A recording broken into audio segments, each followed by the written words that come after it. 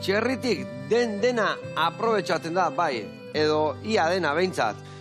Eta behietatik ere, ia dena aprobetxaten da. Ederra aragila, mutxurrak, tripakik, eta esnia.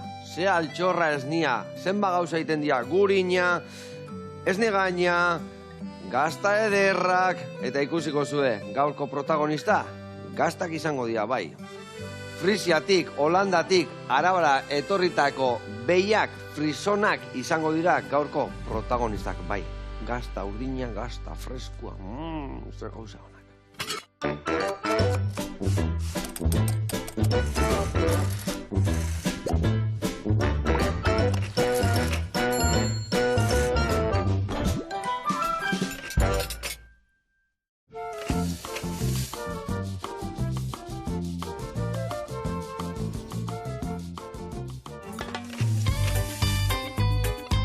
Ai, ama, arra bestia, ziortza, ongi etorri azteko eta behin, zer moduz? Ondo, eskerrik asko. Eskerrik asko zure etortzeatik, eta gaina etxe eskutzik etorri, Ai, ama, zer rezeta ingo deun. Zure behiak ere bai, ez nien merengatua emate aldue. Merengatua ez dakit, kalitatezkoa eta ona, Vale, bentsat bai. merengatua oendik ez, ez da? Bai, oendik ez. Oengo ez. Ados, baino, bustanakin euliak akatu bai, ez da? Bai, hori bai. Hori bai, uni oro. Oso, ondo. Bueno, ziortza, etorri da Arabatikan.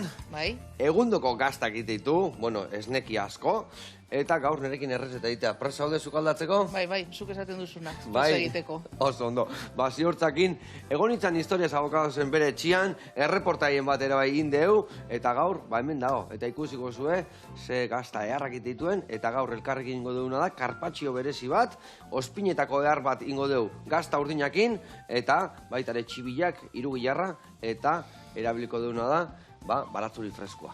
Eharra errezeta eta gonbidatua ezin egia.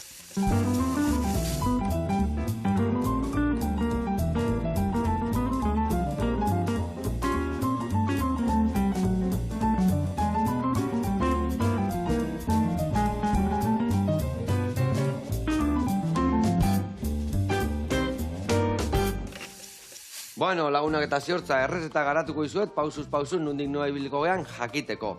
Hemen dakau, kuiatxua eta alberdinia. Esan deun bezala ingo deu karpatxio bat, eta karpatxio dakizu dela normalen gauzak gordinikan finfina moztuta. Baina gaur ingo deuna da, finfina moztuko deu, pasako deu irinetikan, sartaian prigituko ditugu, eta gero platera datuko ditugu, bale? Orduan jarriko deu, alberdinia, kalabazina, kuiatxo egin dana gola ingo deu, eta hori izangoa, plateran oinarria. Gero hemen prestatuko dugu ospinetako bat. Hemen dakau granada, dakau menta, dakau tipulina, siapia, estilla, hemen dakau ospina eta gazta urdina kalitatezkoa gaina, Oso ona. Eta gero ingo deuna da hemen baitera dazkau. Txipilak, baratzuri freskuak eta irugilarra. Orduan, jartzen deunean, azpilan, ja, karpatxilloa prest, jarriko ditugu gauza batxo hauek salteatuta, eta gero ospinetakoakin gainetik botako dio, eta ja prest jateko. Ados? Zoragarri. Zoragarri, txura eharra. Bueno, martxan jarri behar deu, eta martxan jarriko gea, beitu, ni jungo naizena da, bai, kuiatxua eta alberdinia xerretan mozten, gero prejitzen juteko. Eta beste alde, hoi nahiko garbi dago gero salteatzeko, ospinetako egiten jarriko zea, bale? Bale, ondo. Ospinetako egiteko, jungo honea botatzen osagaiak, eta hasteko eta behin, inberezuna da, bai granada, eta bai tipulina, hemen dana ez dio beharko, bale? Pusketa moztu, eta gero atera sardeskakin edo goiarakin pusketa hortan daudenak, hemen goizuten ben sardeska. Eta goiara, eta gero tipulinare bai laukitxotan eta bertara bota, bale? Ondo. Txirrik itxarraka jungo gea, lasai, eta aldi berian mingaina eman berdio, eta kontatu berdiguzu, zer dagoen zure gaztandegian, eta Arabako baiara eder horretan, bale? Bale, primeran. Bueno, nik ingoetena da hemendikan, platertxo batea, kuiatxuk ateatzeko, eta sartaia gero salteatzen juteko. Bale, oso ondo. Hau, eta beste aldea. Honekin hasiko naiz, bai, ekin lanari, lasai.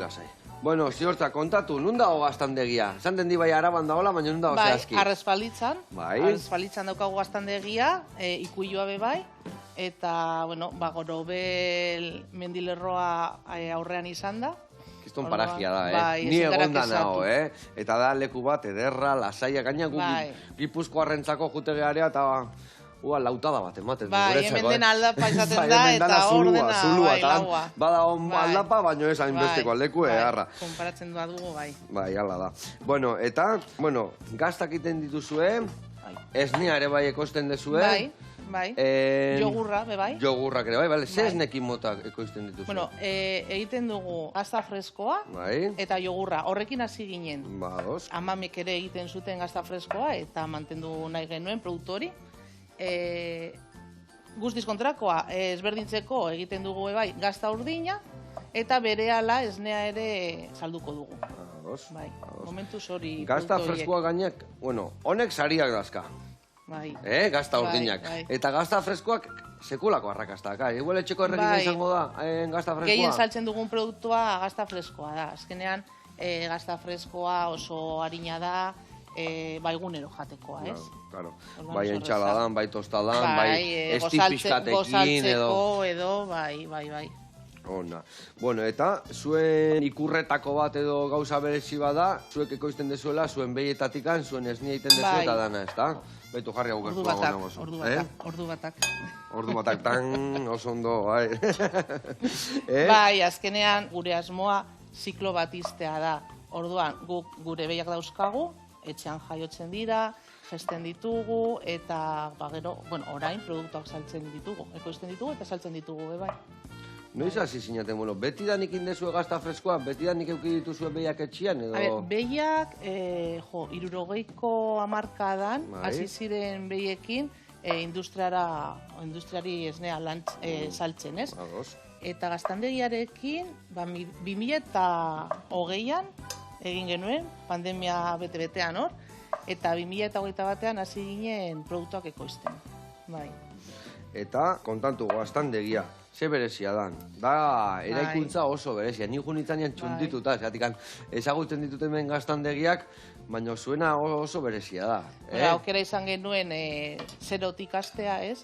Eta erabaki genuen gaztandegi berezia egitea, orain kriterio bioklimatikoekin eta, ez? Pizkatxo bat jasangarritasuna jarraitzeko edo, jasangarritasuna oinarritzeko, eta bide batez bizitak ere egiteko egin genuen. Ni bisita inun, hor daka espazioak goian mai borotxi biltzuekin, gaina hor kristalerakin ikusten dala beiko gaztandegia eta dana.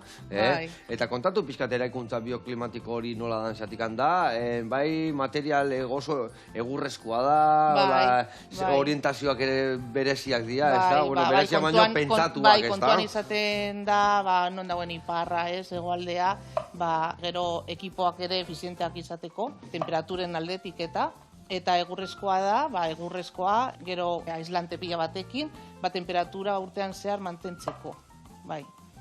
Ona, kriston polita da, egia, baserritxo bat bezala ematen du. Eta gero, leio oso handiak, alde batetik, argi naturalarekin lan egiteko, eta bestetik, jendeak kanpotik ikusi izateko, baina barrura sartu gabe. Azkenean eskutsatzeko ere garrantzitsua da. Eta esan dezuena bisitak gidatuak. Bai. Nolako bisitak iten dituzue? Zer topatzen du area juten da batek?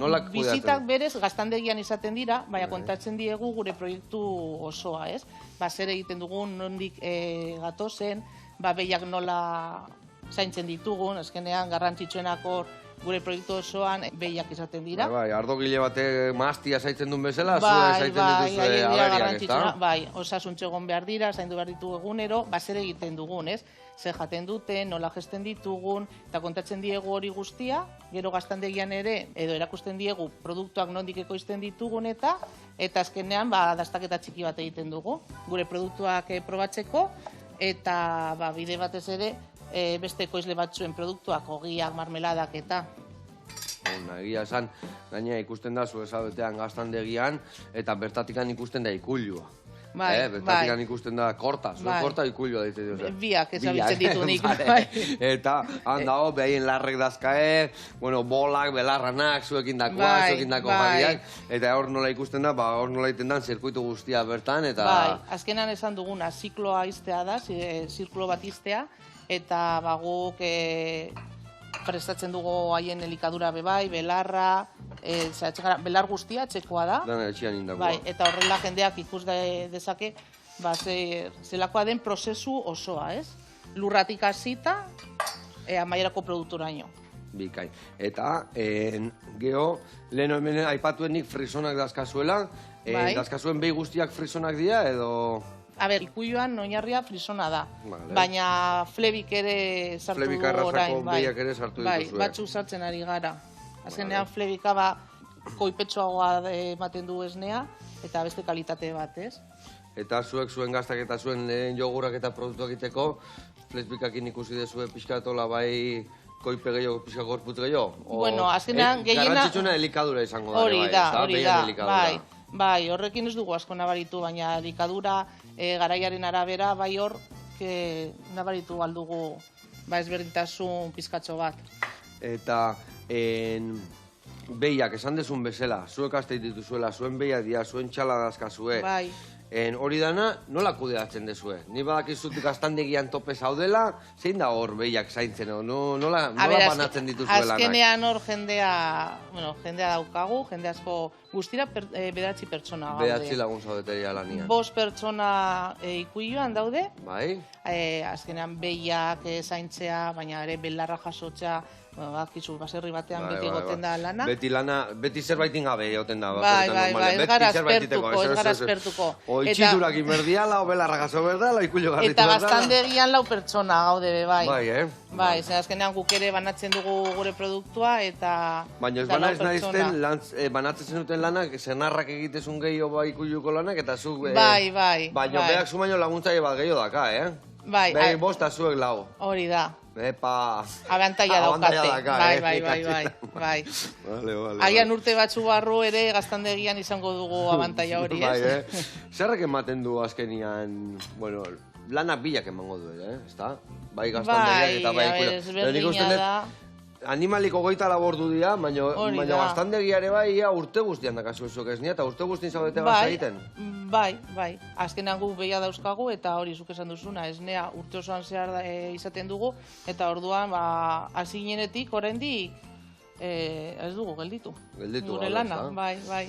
Eta egunero ekartzen dizuzen harrak ez nia, venga, gazta gehioin, astelenentik kudeatzen dezuen, nola kudeatzen dezu hori? Bai, antolatzen gara pizkatxo bat, zenbat egun egiten dugun gazta freskoa, zenbat gazta urdina, eta, nik esnea behar dudanean, esaten diot, ekarri dazu, ez dakit zenbat litro, jaten da ikuiora, ekartzen di gaztandegira, eta... Inoiz ez daizu falta esneikan? Ez, esne pila bat daukagu. Ondo aizate, orduan, ondo aizate. Hori daukagu arazorik, ez daukagu arazorik.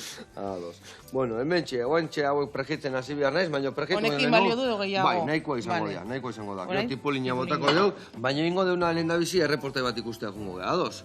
Itxaropena jatetxea jungo geha, eta ikusiko zu eze errezeta prestatu duen. Hueltan hasiko geha, hau ese prejitzen, hau garbitu eta hau ingo deuna da tipulina bota. Lasai jungo geha. Guain arte.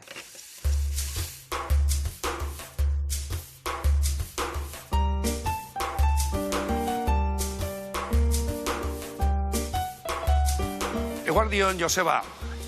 Zer moduz, hemen gago, Josetxo naiz, hemen Itxaropeno tabernan, Enbeltra kalean, eta hemen gaude berriro zurekin beste pintxo eder bat egiteko.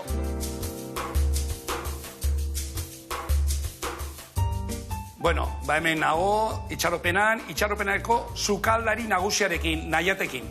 Egunon?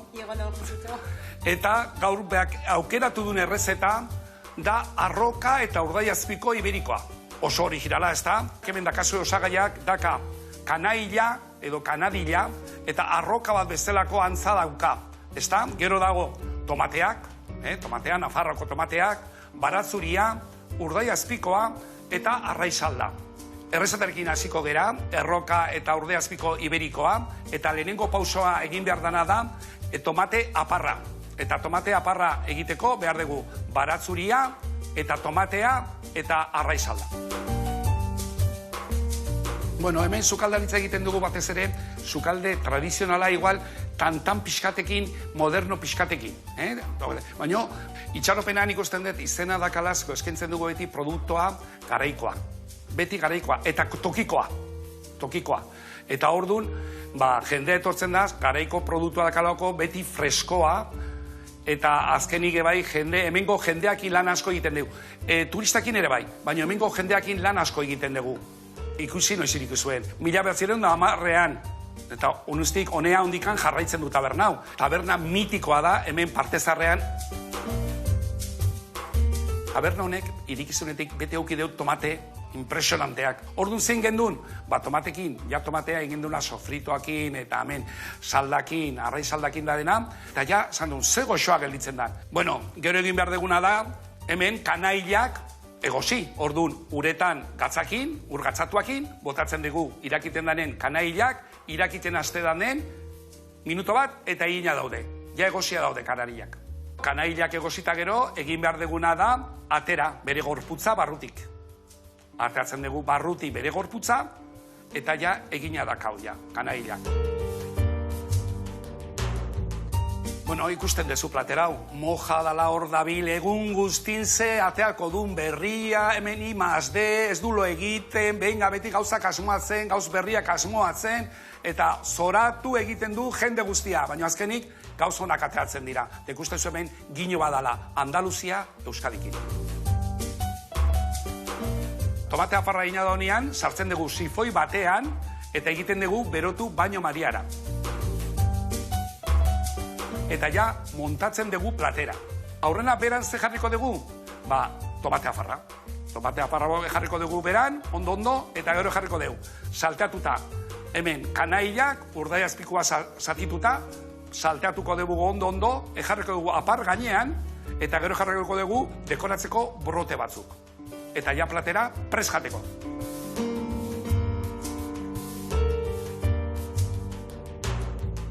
Bueno, Joseba, hemen gaurko gure proposamena, erroka eta urdaiaziko iberoko platera. Primerakoa, gu dastatuko dugu, baina zuk ezen dezu. Hemen itxoiten dizugu, itxaropenan, enbeltran kalean, partezarrean, agur! Agur! Hau, pabikote, gora itxaropena, eta ze errezeta errain du, Dastatuko zen du, noi, karakolak eta gustatzen eskizu? Hombre baiet, itxura zoragarria bai. Itxura erra, pasatu berko gea, zan desun bezala, enei kostatuko zai, baina saiatuko nahi, segia esan, gu beti, jate txikirikita duenean gure lan inote gea. Orduan, ez da errez izaten, baina bueno, alde un horrian, hemen txizaudete donostin, da pasatuko gea. Bezarka da hondi bat, eta jarraitu horrela, plater berezik ateatzen, jatetxe mitiko horretan. Bueno, gurean jarraitzeko, pregitzen hasiko nahi zauek, eta zuk bertan tipulina botako zu, eta gero, menta ostok ere bai hartuko dituzu batzuk, txikitu, eta bertara bota, bale? Bago, txerrek itxarreka.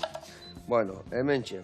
Gaztandegian, esan dezun bezala, jogurrak itituzue, esnea, esan dezu, esne dana zuentzako erabiltzen dezue, o esnea ere bai saltzen dezue? Ez, esnea industriari saltzen diogu. Bale, asiran asizinaten bezala hori da. Hori jarraitzen dezu egiten. Hori da. Eta orain nazi gara, esne horretatik pizkatxo bat hartzen gaztandegirako. Bale, gero eta gehiok entzen diozu, gero eta gehiok hori asmoa da, bai. Hori asmoa, bai. Bueno, jogurrak iteko, gazta freskoa iteko, gazta urdina iteko, zertako erabiltzen dezu genero gehiena? Nun gastatzen dezu esne gehien? Esne gehien behar duen gaztak urdina da. Urdina da, bai, Hori da. Bea gero, egiten duguna... Kantidadia. Bai, freskoa izaten da. Freskoa izaten da gehiena. Bai. Adibidez, gazta freskotikan gero hau ateratzen da, edo prozesua guztiz ezberdina da? Prozesu ezberdinak dira. Kontatu pixka prozesua nola dian. Bueno, azkenean gazta egiteko, edozen gazta egiteko, garrantzitsuna da esne ona izatea, eta esne hori gogortzea, ez? Mamia sortzea.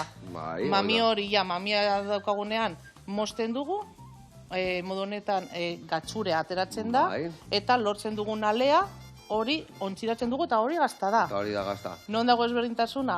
Hori da gazta fresko bat iteko sinpletasunean. Hori da, bai, modu simple batean gazta nola egiten den, ez? Esnea gogortu, moztu... Mamilla puskatu... Gatxure ateratzen da eta ontziratzen dugu. Hori da. Ezberdintasuna, gatza noiz botatzen duzun, ze hartzigarri erabiltzen dituzun, ze bakteria, temperaturak, eta hori guztiarekin lortuko dugu gazta bat edo bestea. Segun zenbat puskatu mamilla ere bai, ez da? Grano txikiagoa, ondiagoa ere bai, ez da? Tamaina, temperatura, bai. Bale, eta adidez, gazta fresko egiteko zein da prozesua, nola inbiar dezu? Ze temperatura? Bueno, igual sekretoko egin kontatzen dugu, ez que ez daukagu sekretorik. Bota, nola? Ikusi duzunez, daukagu leio pilo bat, eta... Dana ikusten da. Hori da.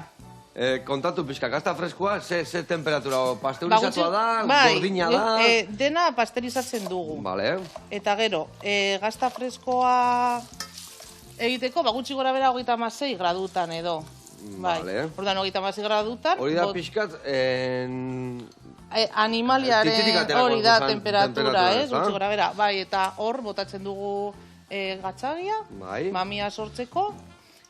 Mamia sortzen denean ja, mozten dugu, botatzen dugu gatza nahazteko pizkatxo bat, eta ontziratzen dugu. Eta ontziratzen dezu. Zenbat egun egoten da? Osea, pizkat zanpatu, hori suerua esaten dezu gatzure atera. Gatzurea, Zenbat egun bat egoten da? 12 ordu batzuk eta listo? Ez, ordu batzuk. Ordu batzutan. Bai, obradorean, bizpairu ordu izaten dugu, bueltak ematen, altxura polita hartzeko, eta gero ja ontziratzen dugu. Eta zuzenean saltzen dugu. Osea, gaztandegian bertan osten dugu ordu batzuk, eta gero zuzenean saltzen da. Danean saldu. Karo, hori ez da gazta bat iraunkor luzekua, ez da? Hori kaduzia esaten dana irauntze data motxa eukiko du, ez da? Bai, azkenean ez ditugu botatzen kontserbanterik, produktu naturala da. Orduan, bai dela delikatua saltzeko, ez? Baina, bueno, horregatik egiten dugu, ez? Saldu, ostu, eta berehala, dendetara joan. Eta esan dezu eramaten duzula zuzenean dendeta, jendia seguten da. Gaztandegira erostea, o bertako dendetan araman saltzen dezu, edo Euskal Herrin, edo Estatu mailan, edo noa saltzen dezu? Dendan be bai, badaukagu denda. Dendan ez, gaztandegian, badaukagu denda. Baina gehienak komertxo txikian saltzen dugu. Eta esango nuke, 185 Aiaraldean saltzen dugula. Bai, azkenean arategietan, fruta dendetan, komertxo txikietan. Bai. Ados. Eta adibidez, gazta urdinan prozesua, zer desberdintasun daka? Nola egiten da gazta urdin bat? Bueno, gaztandegia... Bakit penicillium izan laik, nola sartzen da hori? Bai, penicillium roqueforti. Hori da. Hori bai, baina adibidez, mamila iteko garaian, puskatzeko garaian hori dana berdina da? Temperaturan ebai edo? Temperatura pizkatxo bat aldatzen da, baina ez pentsa, 36-35 gradutan edo. Baina gazta urdina egiteko bai, bakteria behar ditugu, legamiak, eta garrantzitsuna esan duzuna, penicillium roqueforti. Hori sartzen ziaio ja ez niai, hasieratik, gero sartzen zaio... Pasterizatu eta gero, botatzen diogu hori, behar duen guztia. Baina gero lagundu behar diegu garatzen. Eta hortako itezian zulotxo batzuk aizia sartzeko edo... Bai, ez ondo zabitza. Gainera zuk egin zenuen. Bai, zerek egin nuen, baina ja bi urte pasadia eta ni buruak kakauete bezala gat eta... Bai, zuloak egiten ditugu, oxigenoa sartu alizateko, eta horrela laguntzen diogu penicillium roqueforti garatzen. Ados. Eta, adibidez, geho hau, zenbat denbora egon behar du gaztandegian saldu alizateko? Zenbat denbora daka... Gutxi gora bera 4 hilabetetan. Egiten dugunetik saldu arte, bataz besteko 4 hilabete izaten dira. Eta gero iraupena, adibidez gazta freskoa 15 egunean edo 10 egunean ondatzen da, baina honek irauten du askoz gehiago, bai, gainera hau ez da kaduzitatea, hau da nola esaten da, iraupen preferente, ez? Konsumo preferente esaten dana, ez da? Bai, gutxi gora bera 6 hilabete ematen diogu. Ez du esan nahi gero txarto dagoenik. Gero ardo gehiago behar dezu, hori da. Ez da gartzen, ez da? Azkenean produktu bizia da eta jarraitzen du bere evoluzioa, ez? Garrantzitsua izango da, behintzat hotzian mantendu, eta leku baten iraupen... Ez talita, ez lehortzeko eta... Eta berotasunak ez emateko bestela izarditan hasten da garina, ez da? Hori da. Eta jogurran prozesua adibidez, nik noiz indet jogurra obradoren, da hori izaten da, nik indet, eta etxian bai, emaztek iten du, jogurtera daka, pote txikiakin, aurreko jogurra bota, esniakin naztu, bertan jarri eta gero temperaturan mantendu, ez da? Modu berean egiten dugu, etxean egiten genuen bezala, baina kantitate handiagoarekin, ez? Baina nik jogurra bat erabili ordez, zuzenean bakteriak botatzen ditu. Hor jogur zarra bota berren, ja bakteria horiek botatzen dituzu, eta horrek egiten du efektua jogurrana, ez da? Hori da. Baina etxean egiten genuen bezala, azkenean jogurra egokitu dugu gaztandegian egiteko, baina betiko moduan, hori da. Prozesua. Eta prozesu hauek, zer dira, zuen amunak ite zituztenak etxian, edo irabai ikasi behar izan dezute eta etxetik kanporatea o kursokitea, edo nola kudeatu dezu guztia? Bai, azkenean gu berria gara gaztagile moduan, ez? Baina mamek ja egiten zuten. Batak egiten zuen behi esnearekin, besteak ardi esnearekin, eta gazta freskoa egiten zuten. Orduan horregatik mantendu nahi izan dugu produktu hori. Eta bestako esentzia, ez da? Bai. Eta behiak, bueno, ez da hemen zure senarra galdetzeko, zenbat behi, nola, zenbat litro, ni hori asko gustatzen zaite, zerbait badakit baina. Bai, zerbait, bai. Zenbat litro esne ematen du behi batek? Hor media bat egongo da, ez da? Ba, gutxi gora bera orain, karo, daukagu sistemarekin jesteko, 38 litro inguru, 40 agian, baten batek. Bale, baina hori, bi aldiz ateatzen zaio egunean, ez baina ez bi edo hiru edo, behin. Ez, azkenean, hori hasieran bai, horrela egiten genuen. Baina 2012an bi robot ipini genituen, jesteko. Eta bere jekuten dira, ez da? Hori da, robotak funtzionatzen du 24 orduz, eta haiek joaten dira nahi dutenean. Ja, titia ja beteta dazkaenean, errapeak, esatean bezala, jekuten dira. Hola, ematen zaio premio pixka, ez da, pentsu pixka. Bai, gozoki bat, txutxe bat esaten dugu guk. Eta, orduan media bat, 40 litro ateatu zaizio bakoitzai, bale. Hor batzuk egongo dira, direz badakazu bat gehiena esatezuna, honek emateitu 58, zen badaka horrekorra igual baten batek esan dula ez dakizen bat? A ber, nik entzunda, ni hor galtzen naiz pizkatxo bat, baina ez dakit, 42 litro edo, bai, baten batek ematen duela. Bai.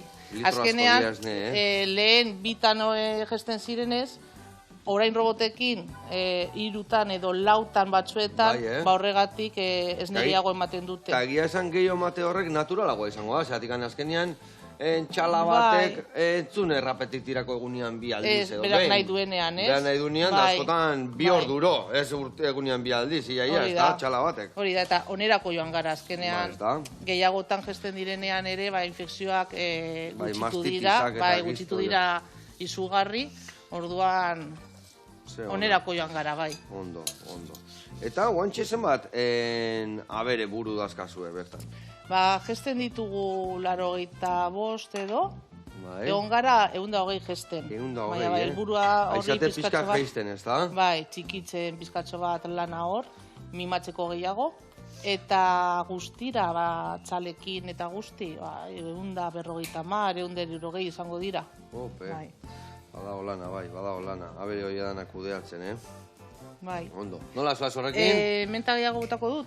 Bai, bota menta pixkatola bixigarri goteko, bai. Menta pixka. Eta gero ja bukatuko dugu ospinetakoa, ja siape, estilla, ospina, eta erregina gazta urdina botatzen. Bueno, eta hor adibidez, sasoi bakoitzian lan desberdinak egongo diala pentsatzen dut, ez da? Ikulluan, bai, ez da berdina izango neguan gehiago barroen egongo diala, udaran gehiago... Bai. Gaztandegian gutxi gora bera antzekoa izango dugu. Baina ikulluan bai, udazken altzen denean lan pila bat etortzen zaigu, zeren belarrarekin hasi behar dugu, eta hori guraldiaren arabera be bai, noiz hasten diren, eta beti, hori da, beti. Eta aterpe bat dagoenean, ara, joaten dira guztiok. Ja ez dago... Bai, eta batzuetan, imaginatu, apirian edo hasi belarrarekin, eta urte batzuetan urrian amaitu. Bai, hori da lan, gehitzen den lana, ez? Eta ortopera gaude. Gelditu gabe, ez da? Bai. Baina, bueno, ala eskatzen bau, ez da? Behiek ala eskatzen due, larreken ala eskatzen due, inin bihar. Hori da. Horrez da, atzea buelta ikan. Bueno, lagunak, hementxe, inditutena da, barazkiak ia danak prejitu ditut, haue bukatuko ditut prejitzen eta ja, barazki guztia listo dazkat, horre, falta zaiguna da, gero, gainuntzeko gauzak pasatzia, eta hori ingotena da, baina erreportaiek tengo gazen bitartean dena txikitu, salteatu, eta txukun ibiltzeko. Baina ingo deuna da, beste erreportai bat ikustea jungo geha, ados? Zehazki jungo geha elikaskolara, eta badakizue, hor, amaiketakoak iteko, eta beti kezkakin egoten geha gurasoek, umiai ze eramantaz ez, askotan badakigu zer aldantaz ez, baina elikaskolan, detaliak emango eskigu, eta ikastea guazen guen arte.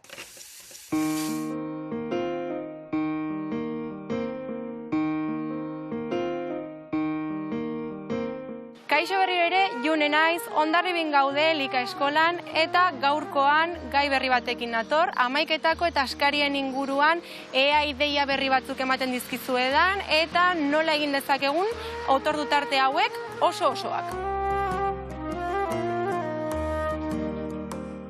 Eskolara bueltatzeko unea iritsi da, eta horrekin batera berriro ere hamaiketakoak eta askariak egiteko beharra eta gainera eramateko formatuan. Hori dela eta gaur pixka bat horren inguruan hitz egingo dugu. Egia da 5 ordu egitearen sinismen hori ez dela guzti zuzena. Egon beharko litzateke pertsona bakoitzera pertsonalizatuta. Agian batek 3 otordukin nahiko izango luke, eta beste batek 5 edo inkluso 6 otordu beharko lituzke bere egunean zehar behar duen energia izateko. Baina ze gertatzen da ume eta gazteen kasuan. Eskolan daramatzatela pila bat ordu. Eta gosaltzen dutenetik bazkal ordura arte pasa daitezkela 5 edo 8 ordu errex. Hori dela eta garrantzitsua izango litzateke hamaiketakoa sartzea. Kontuan izan behar dugu baita ere, umeek hazkuntza garai batean daudela, orduan energia gehiago behar dutela, gero baita ere kontzentratuta egon behar direla egunean zehar, eta energia izan behar dutera behaien ekintzak burutzeko. Orduan, nola egin dezakegu hamaiketako bat osatu? Alde batetik, fruta oso garrantzitsua izango litzateke otordu hauetan sartzea, ze badakigu gutxi gora bera hartu behar ditugula 3 fruta ale minimo egunean zehar. Eta askaria eta hamaiketakoa oso apropos izango litzateke horretarako. Eta nola egin dezakegu fruta erakargarriagoa? Adibidez, Mazedonia batekin. Horrela, naste ditugu fruta ezberdinak, kolore ezberdinak eta zapore ezberdinak egongo lirateke. Edo bestela, txikientzako baita ere izan daitezke brotxeta moduan. Eta brotxetei baita ere, txokolate pixkat botaltzaile. Frutaz aparte, ze gehiago. Hemen sartu ditut, adibidez, nola osatu ditzakegun horrelako taperrak. Alde batetik, fruta ez badegun nahi, azenario palotxo batzuk, txerri batzuekin, humusa, edo baita ere ogi palotxoak. Gero baita ere arroz tortitak, fruta eta fruitu lehorrak. Fruitu lehorren kasuan, interesgarria izango litzateke, naturalak izatea eta gatzik gabe. Eta gero baita ere, baditugu hemen olo tortitak, txokolate pixka batekin, edo baita ere, edateko jogurren bat eta fruta. Ze gehiago? Adibidez, hemen ikusten dugun bezala Mazedonia eta gaieta batzuk. Eta gero baita ere, edateko jogurra. Kontuan izan behar dugu, elikadura osasungarria askoz gehiago dela, elikadura nutritiboa baino, eta plazerra egon behar dela, eta abar. Eta gero, adibidez, palomitak sartzea aukera hona izan daiteke, frutarekin, edo sandwichak, betidanik egin dena. Sandwicharen kasuan hartu behar da kontutan, ogia kalitatezkoa izatea. Ogi pixutsua, integrala baldin bada hobe, eta ama orearekin eginikoa. Azkenik, oso garrantzitsua da umeen implikazioa sustatzea, bai erabakietan eta baita ere prestaketetan. Eta garrantzitsua baita ere beraien gustuetara egokitzea. Horrela, gogo gehiago izango dute hau jateko, eta baita ere elikadura osasungarriaren inguruan ikasiko dute. Espero dut, ideia hauek gustatu izana eta baliogarria izatea zuentzako eta egunerokotasunean praktikan jartzeko. Gogoratu, umeekin hitz egin eta umeek ere parte izatea erabakia hauetan. Eta nire aldetik, listo, edo zer gauza behar badezute, edo laguntza behar badezute, badakizute. Hemen, Elika eskolan egongo gea zuentzako prest. Aio! Hau, Paiune, mila esker, eta guain guraso guzti badakizue, unmentzako, ogitartekuak eta txukun egin behar dia. Eta esan du bezala, ez da betire ogitarten nimerro tapertxo bat, obestia, fruta jarri, gauza ona jarri, eta ez bakarrik unmentzako, gutzako ere bai, danontzako. Bueno, besarka da hondi bat, eta urrenare zuen aholkuen saiongo geha, June. Gurian jarraitzeko, inbiar deuna da, nik hemen ingo tiru jarra bertara bota, Olitui gabi jaia, tanto bajarko, nola beak askatuko grasa pizkat, bere grasatxoakin, ingotena da hau salteatu, baratzuri freskoakin, eta txipiroi batzukin. Eta zu hoi bukatzeko, inbiar desuna da, ziapia bota, estilla bota, holaz, ospinetako gazi gozo berezi bat ingo dut, gaina gazta urdinak emango jo nikutuakin, hau osua. Osua, hau txorrito txiki bat, bale? Ez bota osua, bale? Nire ospina gustatzen zaide. Ospina gustatzen? Bai. Erdila bota, bale? Erdila bota. Abizatu, bai. Eta gero emango izuten bengatza eta olioare, bai? Xoxito ez geha ibiliko. Bale, ba, eta esan dakoa. Martxan jarriko, gero bai, ez astu gazta urdina botatzen, Hombre, Bale? garrantzitsuena, orain, Garrantzitsuena, oso ondo. Martxan jarri, hau moztu, eta errarrez da inberdena gaurko honi bai. Bueno, ziortza, eta, ez dakit, badakit, umetxon bat, umeak, ja, zen, niko nitzanean area, nerian antzekoa da, zenbat urte dazkai, bai, batak 11 eta besteak 12. Bale, Bai. oso ondo. Eta ze, gaztandegian eta sartzen dira, gustatzen zaie, gehiago ikuluan aitatxokin edo... Ez, gehien gustatzen zaiena gaztandegia da, Bai, Momentuz, bai. Ona, hor pikian zaudete, ez Momentuz, dakizuna bai. eta zu, abertzenek eramaten duen bakoitza... Ez, azkenean nahiek egiteko nahi dutena, Nahi eta... dutena. Bai. Bueno, eta orduan relebua badator, ikusten zaie gogoekin edo zer, Ba, ez dakit. Momentuz, batzuetan bai gogo handiekin ikusten zaie, baina beste batzuetan ez horren beste. Bueno. Hori beti ikusiko hola dugu izaten da. urteekin, bai, oraindik gazteak dira. Hori da. Baina Eta batzuetan etxetik bai, juten badia, gero gogo gehiokin etorriko dira bueltan. Askotan hori onda izaten da, ai, ni kanporan, Hori da, askotan gertatzen da, hori. Segi, ikusiko zuzet topatuko zuen hortikan. Bai. Etxia baino gauza hobiak leku gutxitan topatzen dira. Agian komenigarria da, ateratzea, hori da, ikustea ze dagoen kanpoan, eta gero, agian bueltatzen dira. Dudi gabe. Bueno, eta, adibidez, gaztei itzaio gustatzenen traktoriak eta holako gauzak ere bai, aitakin ibiltzeko? Ba, oso gutxi, Bai, oso gutxi. Bai, ba, gazta egiten bai egon direla askotan. Ta Eta jaten, zer de, jogurra, gazta freskoa, gazta urdina, dana gustatzen zaie? Bai, dena, guztia. Baina, joaten direnean gazta itera, laguntzera, ez dakit komeni zaigun, Kilo tarri jaten. gehiago doa, bai, zabelera, ontxietara baino. Bueno, eta zuk ziorta zein izango zenun dala zuen produktuen arrakastan sekretua? Jepa! Sekretua, ez dakit sekreturi daukagun, baina osagai onak izatea, kalitatezkoak. Esne ona, ez da? Esne bai, ona. hori da, esne ona, mimo askorekin Jepa. egitea, eta osagai naturalak erabiltzea. Azkenean produktua ahalik eta gutxien tratatzea, eta naturalin nahi Bai, lehen gai hauna balin bada, azkenean produktu simple egin behar da, Hori da, elaborazio hori simple da, bat, hori eta da. gotxatu, ez da? Bota dut ospina, ja. Bota ezu ospina. Bai. Irrikitan nago gazta urdin hau aberrik Bai. ikitzen dezun, eta ez dakit, nahi dut, bertara bota, baina horrela zedaztatu ere, bai, egia zen. Zuei adibidez gaztagilei, gustatzen zaizue guk sukaldarik, zuen produktokin sukaldatzia asko, edo gustatzen zaizue gehiago dan bezala jatia? Niri horrela. Dan gustatzen bezala. zait, bai. Eta egia da, ez daukagula agian ohitura gaztarekin sukaldatzeko, ez? Bai. Bai, entxaladetan edo... Nei batzutan ere bai, egiten ditugu errezetak, eta hemen ere bai, ez dakit, igual, gaz idiazabal edo gazta urdin honekin pastela, eta... Bai. Bai, baino ez aldi berian, ez da? Bai, ez daukagulako ohitura. Bai. Azkenian, gauzaken esaten dan bezala, lehen gai honakin, produktua bukaerako ere hobia ateatzen da. Baina batzutan, olako produktu naturalak, olako freskoak, hain onak daude dian bezala, errezeta barruan sartzia pena ematen du batzutan. Bai, ni gustatzen zait, gaztaren zaporea, nabaritzea, eta horregatik horrela jaten dugu beto. Horrela jaten dezue. Dadoak egiten dut honekin? Bai, horri dadito batzuk eman, betara bota, nastu pixkat, eta adibidez gazta freskoai, bai gustatzen zaizue esti pixkat, edo marmelada pixkat jartzia edo hola, edo... Ni marmeladerekin gustatzen zait, bai. Marmeladakin orduan.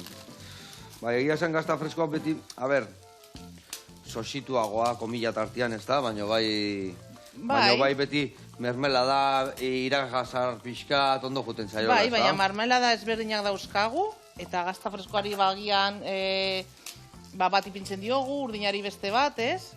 Baina nik uste dut marmeladerekin oso gozo daudela.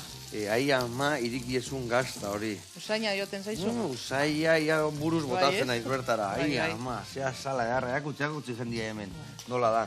Gaina da, gazta urdin krematua, oso krematua da. Bai. Zer berezitasun dakazuen gazta urdinak beste adibidez Roquefort edo gazta urdin batetikan? Bueno, azkenean ezberdinak dira. Gazta urdinen barruan aukera asko dauzkagu, eta beti jatorriaren arabera, ez, emaitza bat edo beste izango dugu. Azkenean, gure esnea behiena da, Roquefort adibidez ardiena, bueno, hori, esnearen arabera, behiek ze jaten duten, edo animaliek ze jaten duten arabera, izango dugu emaitza bat edo bestea. Baina, esango dugu nuke, bai, hau beti ezagutzen daun gazta urdinaino krematxuago dala, behiana izan dare bai pixkat finagoa dala. Teknologiaren arabera pizkatxo bat izaten da hori, bai. Guk erabaki genuen horrela, gazta krematxoa nahi genuela, ere suabeagoa, ez da impotentea, ezagutzen dugunak bezalakoak, eta uste dut, horren probatuko duzu. Ezin eiz itxoin. Lortu dugula, uste dut lortu dugula. Ze gauza ona. Benetan, ez badezue gazta hau probatu zazue, zeatikan gazta urdin saliak zertenentzako, izangoa zuen deskurrimentu bat, ikusiko zuen. Adibidez, hemen Gipuzkoan, nun erosi aldegu gazta hau? Hemen Donostin badauzkagu denda batzuk, Elkano, Elkano eta Abatsa San Martin Merkatuan. San Martin Merkatuan, hori da. Bi artista, hemen Donostin gazta errak topatzitugun biletu, eta? Oso onak dira, eta... Bizkaia aldean adibidez? Bizkaia aldean nahian gutxiago daukagu, Bai, Esan duguna, gure salmenta gaiaia gehienak aiaraldean egiten ditugu. Bai. Eta Bizkaia, Barakaldon agian, aurki ditzakegu gure produktuak. Eta, gero adibidez, gaur egun hain modan daola etxea bialtzeko eta olako gauzak eta egiten dituzue, edo produktuan bilako? Momentuz ez. Ez daukagu denborarik horren beste egiteko. Ados. Eta gaina da produktu bat, basu esan dezun bezala, ez da? Betiko arategitan, betiko fruta dendetan, hola. Produktua estimatzen duten lekutan egoteko, ez da? Hori da. Eta haiek ere defendatu aldute gure produktua, gure proiektua, ez? Dudi gabe. Moztu dezu pixkat horrea barroa botatzeko, moztu pixkate baiku jateko horrela, Egia zan, ezin deu galdu, aukera, ezin deu galdu. Ona. Bueno, eta esan deun bezala, gazta urdin honek saria jasotakoa daka. Bai. Nun eta ze sari jaso zen? Tolosan, esneki azokan, egin zen lehenengo txapelketa, aurkeztu genuen gure gazta urdina eta irabazi genuen. Gazta urdina lehenengo saria, bai. Ze, ona, eta horrek ere, kiston posa eman biak. Bai, zen gainera ez dakit izan zen egin genuen lehenengo edo bigarren lotea, orduan, da, punts bat, jarraitu alizateko. Eta gazta urdina gero eta gehiago saltzen da, zaila da gazta urdina hola gazta potentek saltzea edo nola dijoa panorama? Ez, agian zailagoa izan da astea berarekin, ez? Baina gero eta gehiago saltzen dugu, bai.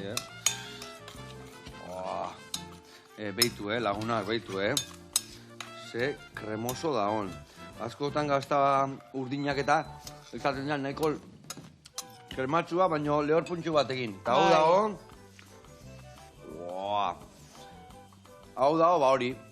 Txapelketa irabazteko, Txapelketa irabazteko. Eskerrik asko zuei, holako gauzak ite batik. Mundiala. Bueno, botako dio gori gainetik. Hau itxita.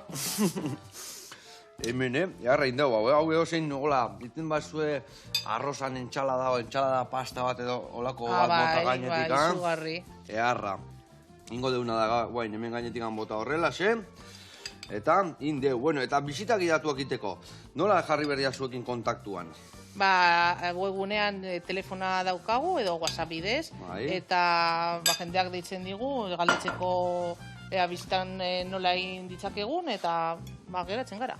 Eta geratzen zate, eta zenbat irauten duen bisita batek, zein behar da, baina deitu behar da, gutxiko bat izan behar da, bost, amabost, edo nola? Zeratzen gara minioa 8 pertsonekoa izateko, eta gutxi gora bera iraupena bi ordukoa, bai, bi ordukoa. Eta gaztadanak eta jogurtanak probatuko ditugu? Dena, guztia, bai. Zego garrantzitsua. Bai. Ikusiko zue, area juten baseate eta daztatzen bazue, etxeate gaztei gabe jungo etxea, esango zuen, jasu pusketa bat horren eraman idiotetan ere familiai. Bueno, lagunak, ikusi dezue, Ze arrain deun, eta, nestakit, nik usten dut olako zuk ez dezu jan bihar? Zu ja nik kroazanekin bezala aspertu zea gazta jaten? Esaten da, ez? Kasal herrero kutxo epalo, ez esaten, pizkatxo bat. Bueno, txintxin bat ingo deu, esan dako eskerrik asko, olako osagaiak eta lehen gaietatik olako altxorrak ateatzegatikan. Eta guen metxe gelditzega gaur egun ikusi, karpatxioa jan eta gaztakin bukatuko dugu egun. Hasi eta bukatu. Agur lagunak.